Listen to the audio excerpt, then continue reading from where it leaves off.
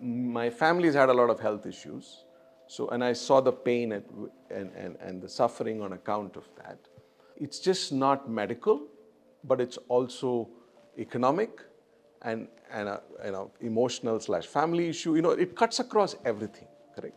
I said, if I have a way to fix some of it, I would love to do that.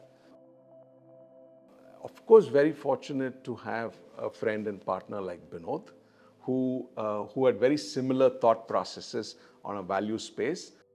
Both of us sat down and decided what we should do for the next 15 to 20 years of our active life.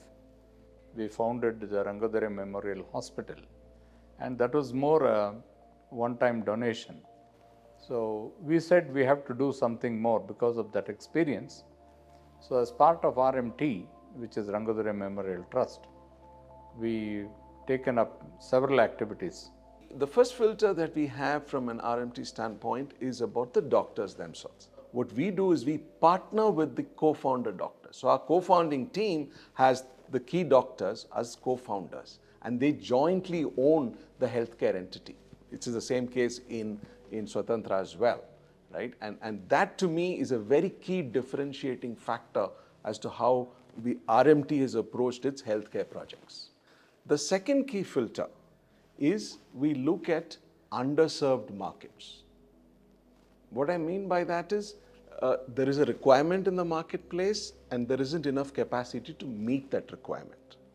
Or such a kind of treatment does not exist, right? Or there is some other aspect which might be economic, which prevents accessibility to all sections of society. The third filter is we are in a position to create a sustainable business and operating model.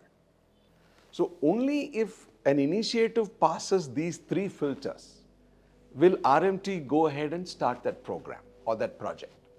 Whatever we do, either it is a service or a product, it has to be at affordable cost.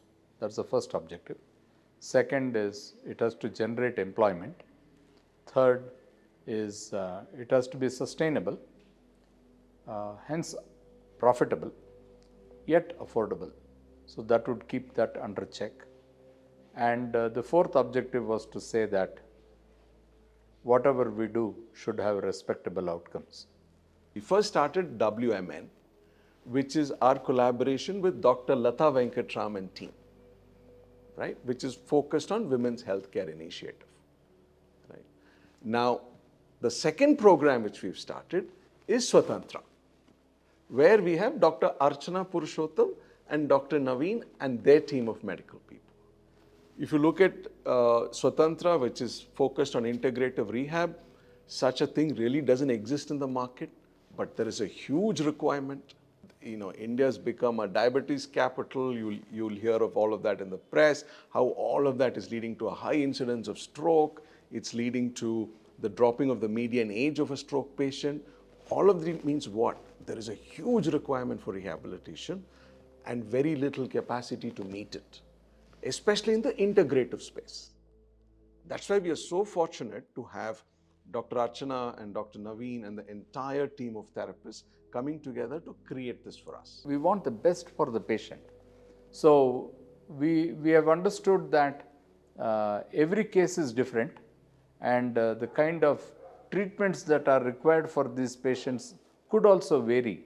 So there could be an individualized protocol that will have to be stitched together. So we have hired all the specialists in different walks of rehabilitation, put them all together.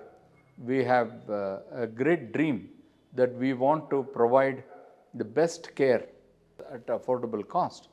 Now, what is our third filter? We should have a sustainable model. So we were very fortunate to find this building, correct? We worked with KVVS, one of another trust, which had set up this building, and we got very favorable terms with them because they were also a social impact fund. We were looking from a social impact standpoint, so we had great chemistry, and that's how Svatantra got born. Patients may wheel in a wheelchair or on a stretcher, but in about 2.5 to 3 months, we want them to walk back to their homes happy.